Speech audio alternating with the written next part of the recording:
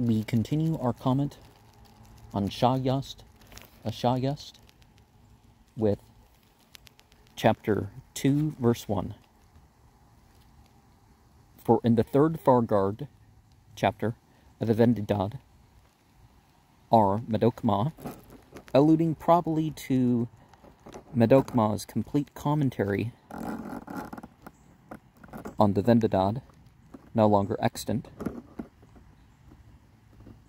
as the commentary on Pahlavi Vendidad 348, which treats of Sogdeed or dog gaze, does not mention Medokma or any of the details described here in the text. These details, however, are to be found in the Pahlavi Vendidad, chapter 7, verse 4. It is declared that when life is resigned without effort, kind of sounds like, you know, when it's not a suicide, when it's not something that a person intentionally hastened their death or did something wrong that you would know would hasten your death, like being an alcoholic or something. Reading Amat Bara Zor Gan Dad. This phrase occurs only in manuscript 6 as a marginal note, and in the text of its descendants, assuming that Bara may be a miswriting of Pavan, we might read Amat Pavan Zor Shuyad, when he shall wash with holy water. Even then, the Nasus, the corruption, which is supposed to enter a corpse shortly after death, whence it issues in the form of a fiend, and seizes upon anyone who touches the corpse, unless it has been destroyed or driven away by the gaze of a dog, mentioned in the text. Compare Vendidad, chapter 8, verses 38 to 48, and can that relate to the Yazidi belief about the incarnation of Shaitan as a big black dog with white by its eyes or on its forehead? The carcass of a dog is considered equally contagious with the corpse of a human being, and when the fiend of corruption, Nasus or Nas of Bundahis 28, verse 29, has seized upon anyone, it can be driven out only by a long and troublesome form of purification described in Vendidad chapter 8, verses 111 to 228, 9, verse 4 to 117.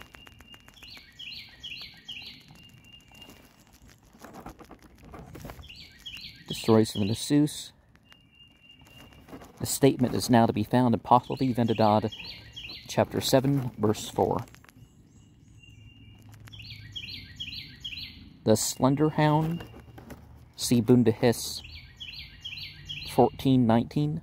The Persian Rivayats of Kama, Bahra, and Ka'us Kaman, quoted in B29, describe these dogs as the shepherd's dog, the house dog, the strange or tame Garib dog, and the puppy. Rukunik, probably the Avestan Sukuruna of Vendidad chapter 5, verse 100, chapter 13, verse 48, which is translated by Hukar or Hukur in the Pahlavi version. The fifth kind of dog is called the blind Kur dog in the Persian Ravayats, but the Pahlavi Vendidad, chapter 7, verse 4, asserts that Soshans said the Urukunik also destroys it, and then speaks of the blind dog as in verse 4.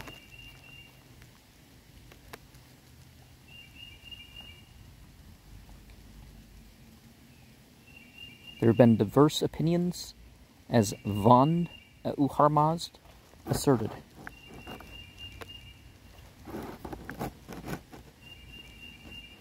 See the note on chapter 1, verse 4.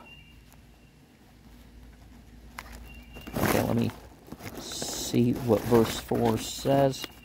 Oh, and those of the primitive faith rely on these 6. Okay.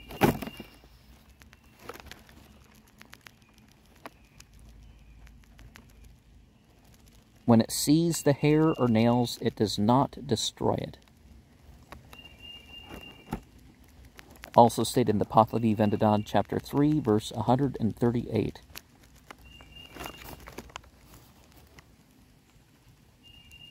A blind dog also destroys it at the time when it places a paw on the corpse. See Pahlavi Vendidad, chapter 7, verse 4.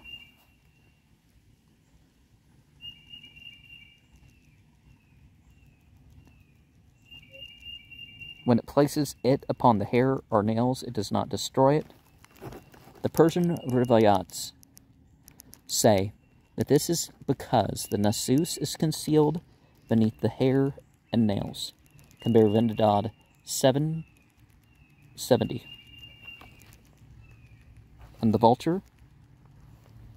Oh, maybe all these birds. The mountain kite, the black crow, and the vulture. These are the birds created for devouring dead matter. See Bundahis, chapter 19, verse 25.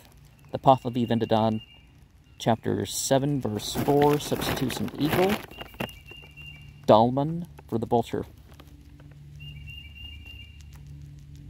When it sees it in the water, a mirror, or a looking glass does not destroy it. Oh, that'd be an interesting thing. Okay, so what I have seen in this mirror, this crystal or whatever, it does not destroy it. So chapter 2, verse 5 might be interesting to throw into that sort of thing. So it does not destroy it is probably defective, as the last cause is evidently referring to the dog's gaze. See Pahlavi Vendidad, chapter 3, verses 138, and not to the bird's shadow. The rule, however, is applicable to both. Thus, the Persian Rivayats state that if a bird's shadow falls upon the hair or nails of the corpse, or if the bird's shadow or the dog's gaze falls upon a corpse in the water, or upon its reflection in a mirror, the shadow is intended to apply only to cases of death in uninhabited places, where a dog is not procurable. As all 3 birds are such as feed upon corpses, it seems probable that the rule as to their utility was intended to prevent any neglect of corpses found in wild places, where some of these birds would be sure to approach and let their shadows fall upon the dead, after which the finder of the corpse would suppose that the nasus was destroyed or driven away, and that the corpse was safer to approach. Vand Harmaz said, where a pregnant woman is to be carried by 2 men, this is an exceptional case when not more than 2 men are available. The usual custom, see chapter 10, verse 10, is to employ 4 men and 2 dogs, double the usual number, in disposing the corpse of a pregnant woman on account of the double risk of contamination, owing to the nasus, our fiend of corruption, having seized upon 2 corpses at once. In consequence of the exceptional nature of the case, the mode of purification is also exceptional. Both are to be cleansed by the Barashnum ceremony, a long purification ceremony lasting 9 nights, as described in Vendidad chapter 9, verse 1 to 145. Its name, according to Dastur Hoshangje, is derived from the first word of the instructions for sprinkling the unclean person, which commence, Vendidad 9, verse 48, as follows: Barashnum he Vagdanem pa urum paete hinkois, or is that Barashnum he Vagdanem pa o urum paete hincuis. Sprinkle in front on top of his head. As it is usual to quote chapters by their initial words, the initial word of these instructions for the ceremony became a name for the ceremony itself. Is to be set towards the Dakma, the building in which the dead are finally deposited, here called by its Husavaris name, Kazan.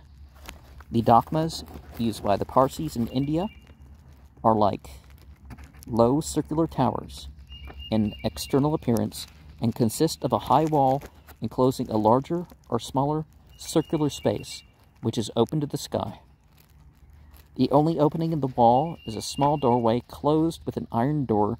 In the center of the circular area is a circular well, a few feet in depth, and the space around is paved so as to slope gently downwards from the enclosing wall to the brink of the well. The paved annular area is divided by shallow gutters grooved into its surface, into spaces, each large enough for one corpse to be laid upon it, with the head towards the wall and the feet towards the well. These spaces are arranged in 2 or more concentric rings around the well, and the gutters, which isolate each space on all 4 sides, drain into the well. After a sufficient time has elapsed, the dry bones are said to be thrown into the well, and when the well is full, the Dakma ought to be finally closed, and another one brought into use.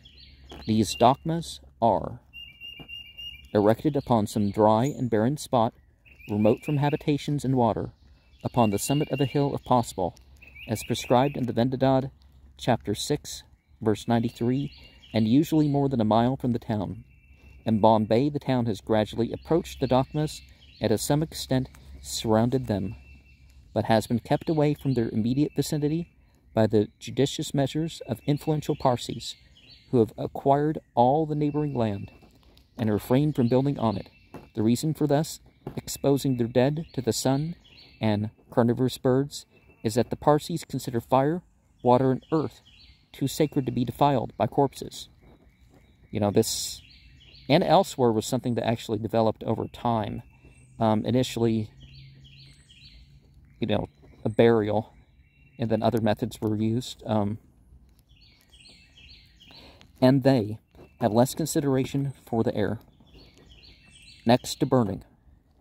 The Parsis' mode of disposing the dead is the most rapid and effectual, as it avoids most of the concentrated evils which must accumulate in crowded cemeteries in the course of time, and which require ages to dissipate.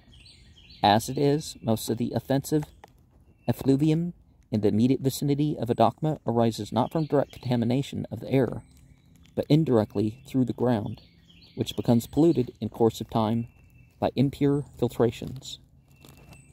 Well, that's part of the reason why it's good to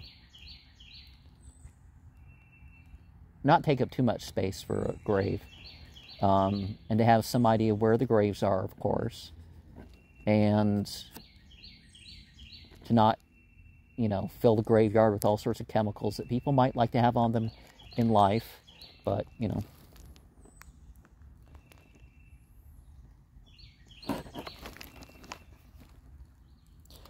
And on account of contamination, Pahlavi Shak,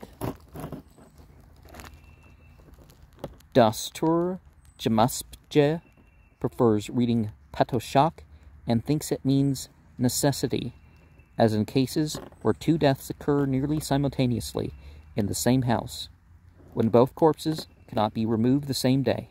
Such a meaning might suit this passage, but the word occurs again in verse 33 and chapter 9, verse 7, where it can refer only to contamination, and the etymology of Padvishak, the Avestan Paete Vish, is plain enough.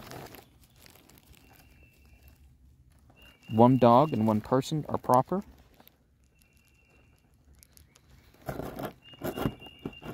That is, when 2 persons cannot be found to carry a corpse, one can do it alone, provided he holds a dog by a string. This course is adopted. Dastur Jamaspje says, when a person happens to die in a place where only one Parsi is available,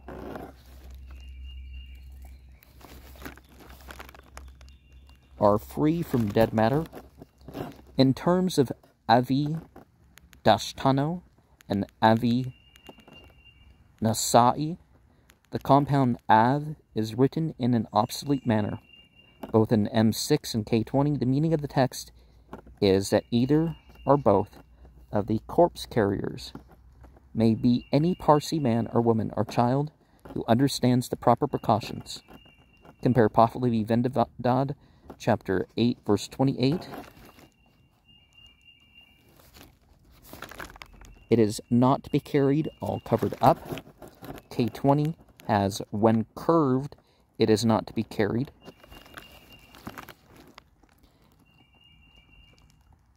To carry it in the rain is worthy of death. Well,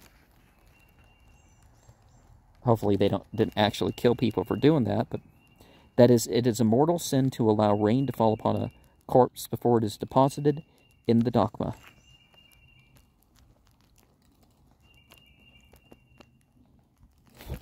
Well, now we find that the burying the bodies and having them possibly scattered by the birds and stuff is a greater risk than burials and all that. But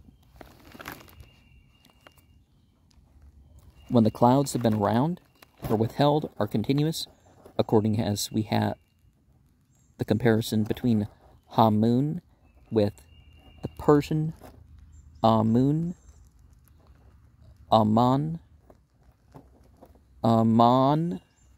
or Haman, and only when it's the Quran do they pretend that, you know, it's a misunderstanding the Book of Esther or something. It's like, no, this is not, you know.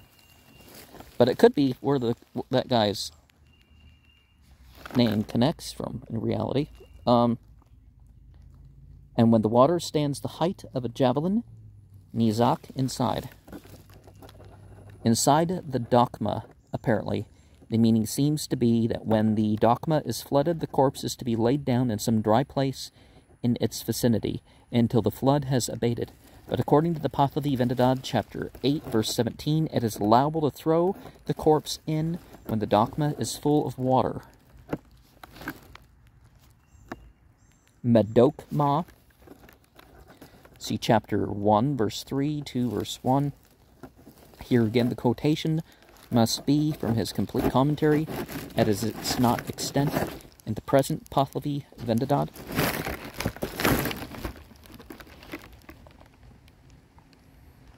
Says that there should be a shelter, var, from the Avestan var to cover the shelter. Compare the Persian gula, a bower or shed. Nowadays, the Parsis have a permanent shelter near the Dokma.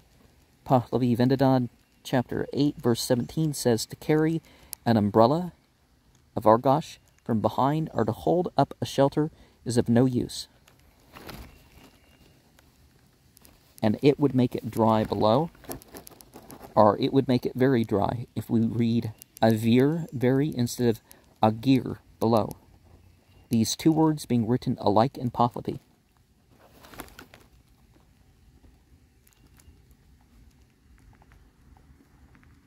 From the 5th Bargard of the Vendavad of Medokma, quoting again from his lost commentary, are referring to it, maybe it's not a quote, but the sense of, and hair or a limb remains upon the bedplace and the ground.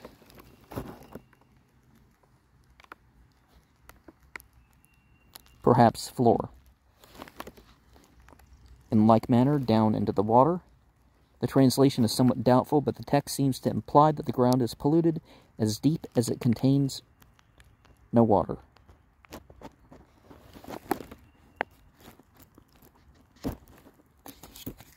So much space of the stone as the corpse occupied is polluted. K20 had The stone is all polluted and will become clean at the time when they dig it up. The stone is all polluted, and so much space as the corpse occupied it is polluted, but the additional matter seems to be struck out. Something analogous to the details in this paragraph will be found in the Pahlavi Vendidad, chapter 6, verse 9. Verse 17 here, Kartak, Shui are to be treated just like stone. So before that we have the shift, the salt and the lime for washing. Okay, the shift. This section would be more appropriate in chapter 3. Well, here's where we have it though. If one should die on a terrace roof, a bond, or an upper floor, the Pahlavi 6:9 has, when he shall die on an upper floor. Oh, is that why they meet in an upper room in the Bible? When nothing of him remains behind at the partitions, Portakan, the floor is polluted as far as the balcony. As coop, and the balcony alone is clean. When anything of him remains behind at the partitions, the floor is polluted as far as the balcony. The ground is polluted as far as the water, and the balcony alone is not clear.